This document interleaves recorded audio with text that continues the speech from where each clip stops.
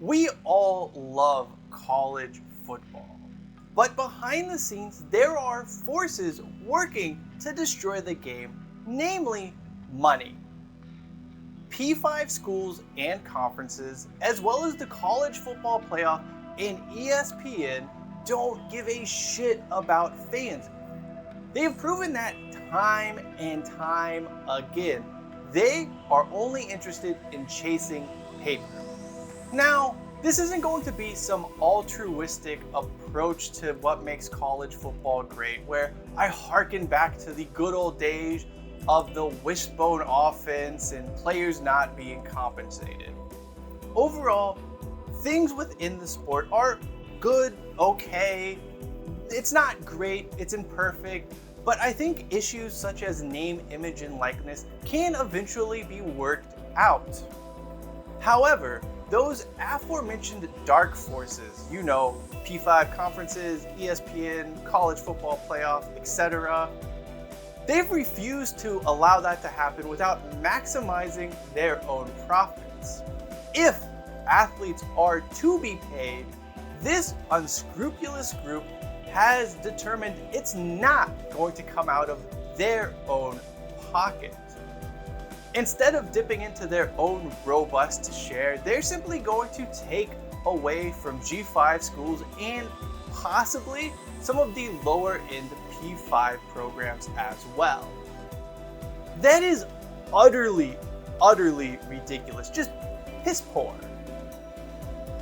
Those in a financial position of strength have more than enough money to make this work without squeezing out the little guys. And really, this is why the sport finds itself at a very critical junction. It can either continue to obsess about money and maximizing every last cent it can, or it can focus on maintaining what makes college football great. Because if they don't embrace those elements, they're going to destroy the sport we all love.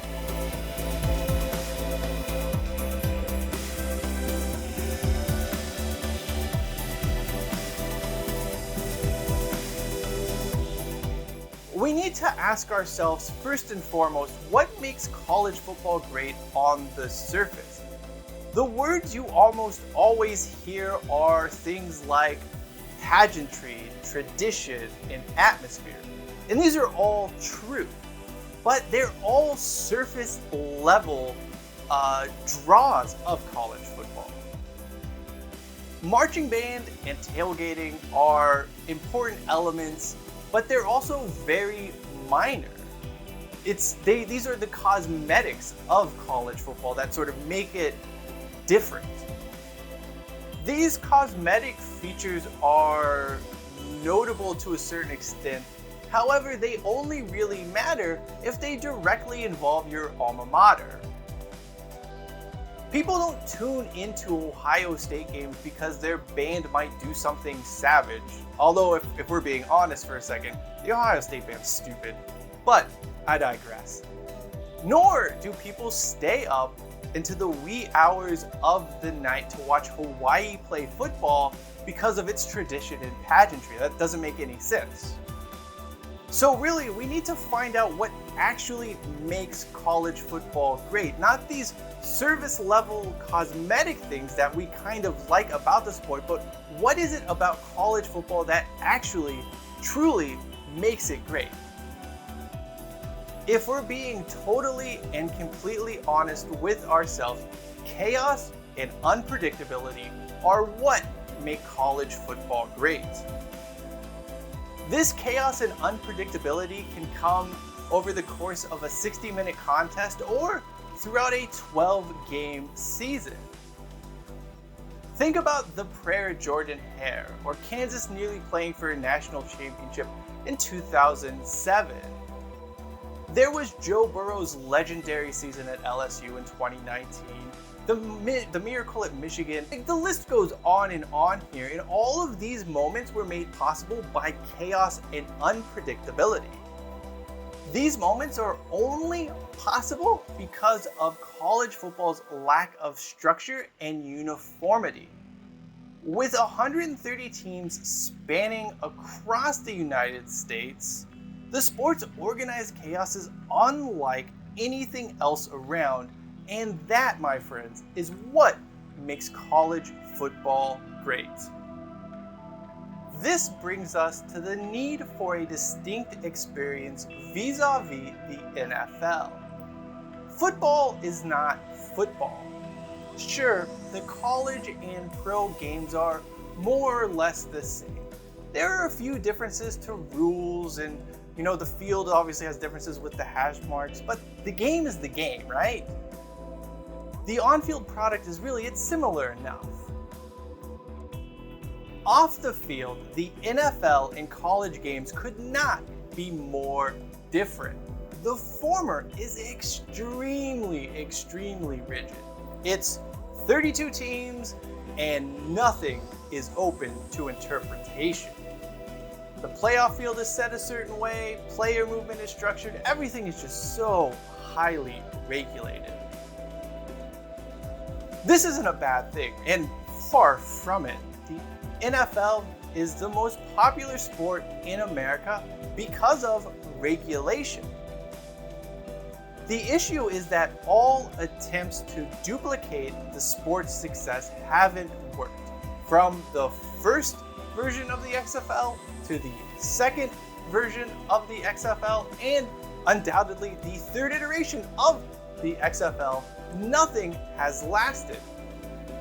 College football's lack of structure and uniformity allows for objectivity.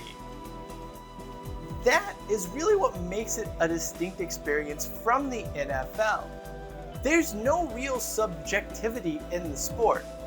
Rankings, polls, and the like, they're all based on opinion.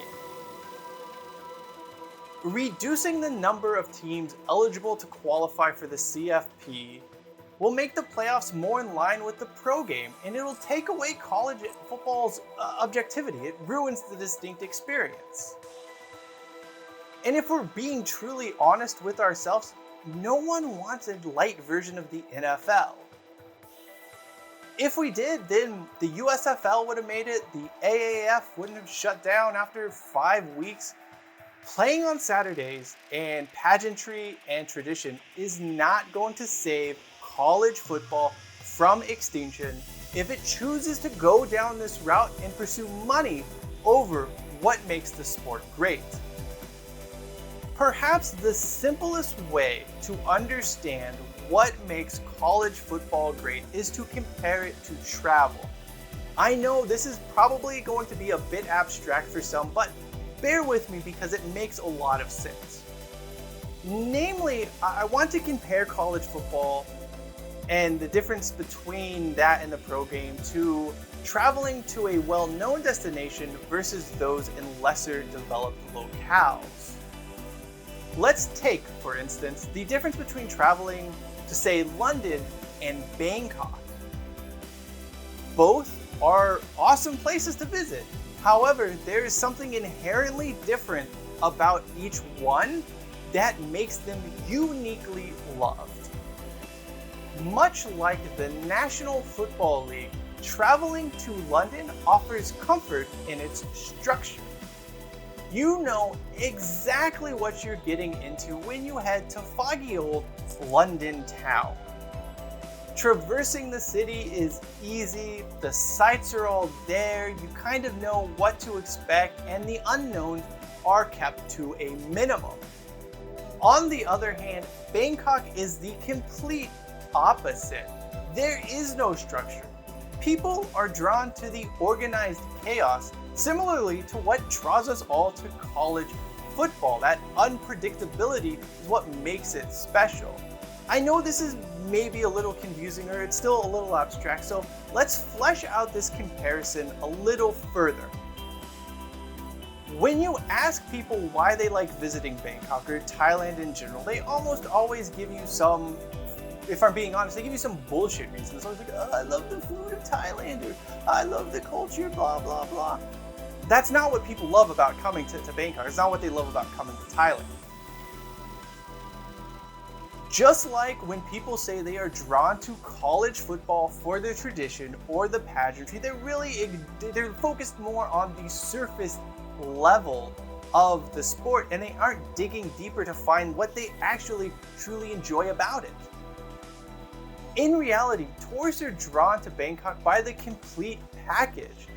It's not about the food or the culture per se, it's part of the other stuff that makes it great. It's that riding a motorbike without a helmet, it's not having a sidewalk, it's just that organized chaos and energy that really draws people in. So while the surface level stuff is great, if you love Thai food, it's not why you go. Just to take this one step further, in Thailand, you have local officials who've tried to remove some of the chaotic elements away from Bangkok and add more structure to the city. These have almost always universally failed. That's because at the end of the day, people really want that chaotic experience. If you take it away, you're taking part of Bangkok's soul away. Ultimately, Bangkok can't and shouldn't try to be London. Those surface level draws we mentioned, the culture and the food, they're not strong enough on their own to get people to come. People will either opt to go somewhere that does that structure better, like London, or they're going to go to a different, less developed place that has that organized chaos. There's really no middle ground that draws people in. That is a very important lesson college football and its power brokers would be wise to take note of. The next question we need to ask ourselves is, what will destroy the game? The most pressing issue facing college football right now is P5 hegemony, and in particular, decisions being made by those coming from a financial position of strength. This group clearly only has their own bank accounts in mind and refuses to see the long-term, big picture ramifications their decisions are ultimately going to have. Hell, we already saw Texas and Oklahoma jump ship to the SEC, choosing money over success and loyalty. These moves to create a small, closed group of schools will destroy what people love about college football and probably kill the sport as a whole. Removing its unpredictable nature takes away what people love best about it, even if that fact isn't always articulated correctly. That doesn't even factor in how insanely stupid it is to say this moment in time is where we have defined what schools are grade 1, grade 2, and so on. Seriously, if this happened in the mid-2000s, Alabama and Clemson are afterthoughts. If this happened in the early 2010s, Northern Illinois is a player. Like, why now? It makes no sense. But that's not what this is about. Ultimately, the inability of those from within the sport to understand what makes college football great will be its demise. Taking away hope and joy from schools across America to support an arbitrarily selected number of programs and creating a truly minor league version of the NFL in search of a few extra dollars isn't worth it. Trust me, I know a little bit about this. This is Joe Vandal, and I am an alum of the University of Idaho. You may or may not know about us because we're that school that dropped from FBS to FCS. This remains a soul-crushing experience that has depressed the fan base, led to a budget shortfall, and done irreparable harm to attendance at Idaho football games. Here's the deal. Idaho was regularly one of the worst teams in the FBS. We were bottom 10 regulars for years on end. But every once in a while, we would get that moment in the sun, and that one bowl victory once in a decade made all the 1-10 seasons worth it. Well, that and simply being part of the conversation. Without it, you have nothing. You're just playing meaningless games in a meaningless classification no one really cares about. The state of suspended animation my beloved Idaho football program finds itself in isn't something I would wish upon anyone, not even Boise State, and I fucking hate Boise State. Here's the rub though. The dark forces of college football want to consign 40, 50, 60, 70, who knows the number of schools they want to suffer this dark, bleak fate. That, my friends, is some bullshit.